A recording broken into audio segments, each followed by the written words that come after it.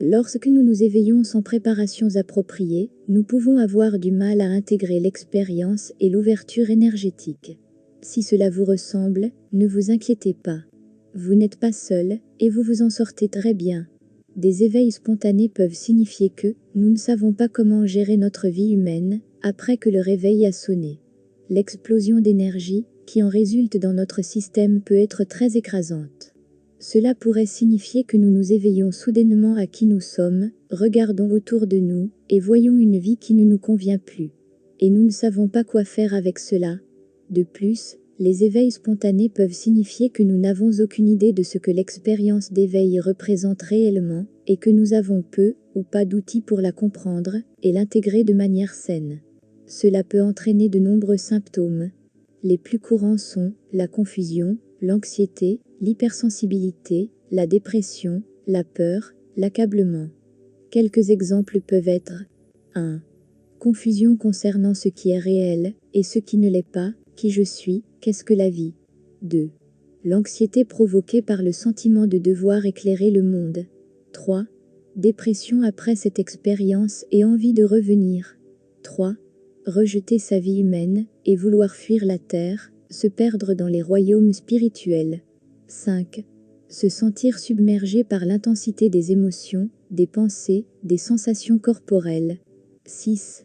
Changement dans la façon dont nous percevons notre système corps-esprit. Changement perturbateur dans notre énergie, notre sexualité, nos émotions, nos pensées, notre concentration. Le fait est qu'une fois que nous nous sommes éveillés pour la première fois, nous commençons un voyage d'expansion personnelle qui nous emmène de plus en plus loin, dans les royaumes de l'existence. Nous aurons plusieurs expériences d'éveil et pouvons avoir des périodes de pic.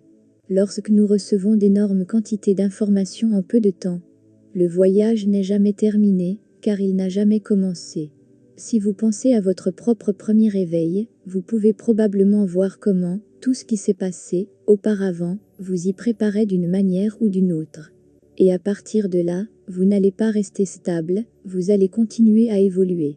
J'adore l'image de l'éveil de la Kundalini qui se voit comme un sablier. Nous nous tenons au milieu du verre.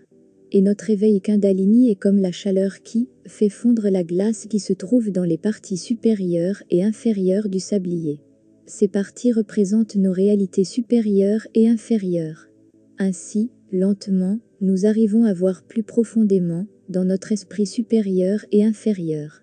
Il est important de réaliser que l'éveil de la Kundalini ne signifie pas que nous explorons uniquement les hauts de la spiritualité et la soi-disant superconscience. C'est une idée faible qui est parfois partagée dans les cercles spirituels. Un éveil Kundalini ouvre la voie à l'exploration de l'inconscient aussi, des parties inférieures du sablier. Plus on monte haut, plus on plonge bas. Plus nous explorons les royaumes des cieux, plus nous devons également affronter les démons qui se cachent dans notre inconscient. Ce n'est pas censé être une malédiction ni une expérience douloureuse. Nous pouvons apprendre à gérer nos ténèbres.